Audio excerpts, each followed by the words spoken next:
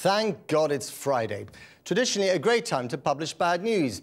Today the BBC offered up 3,000 pages of emails and interview transcripts harvested during the inquiry into the Jimmy Savile fiasco. Lord Patten, the BBC Trust chairman, admitted it, quote, paints a very unhappy picture, and that without the 3% of the material that had been redacted, or to you and me, crossed out with a big black pen. Here's Siobhan Kennedy. They'd love to put this man and that crisis behind them, but today it all came flooding back.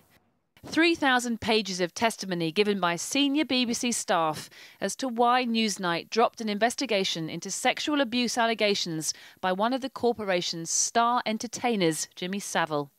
The BBC said its decision today to publish thousands of documents into the inquiry was all about being open and transparent.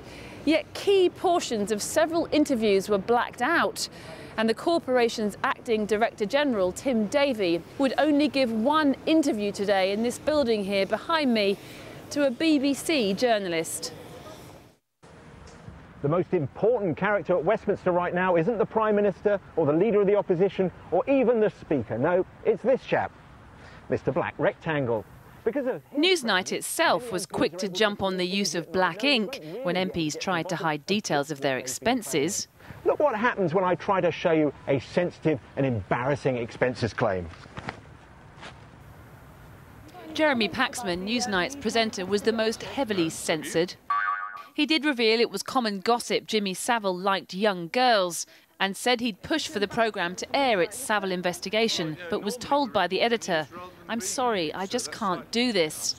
Mr. Paxman said, "Can't" was a very, very unusual word to use. And I didn't say, "What do you mean, can't?" Someone has told you that you can't, or you physically can't face it. Lord Patten, the BBC Trust chairman, revealed a chaotic picture at the heart of BBC's senior management, saying there was an impression of frantic faffing about around the former Director General, George Entwistle, who was later forced to resign. He criticised the BBC for having more senior leaders than China. Yet things still got horribly screwed up. And Helen Bowden, the now former Director of News, didn't exactly shower herself in glory either, admitting she'd got the wrong end of the stick about the Newsnight investigation and assumed it was one of those slightly tabloid-esque stories involving groupies. We were promised by the BBC openness and transparency. That's what concerns the victims most. Don't forget that the whole Savile affair happened because people didn't speak out. And so the fact that some of the crucial evidence has been redacted is very, very concerning to them. But what of the BBC boss and his interview with one of his own reporters? Well, he insisted there was nothing to be concerned about.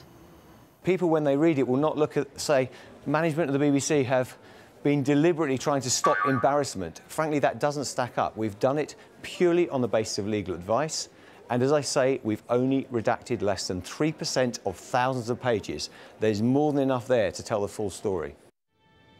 The full story of management infighting and editorial chaos, where no bosses were fired, most just shuffled around.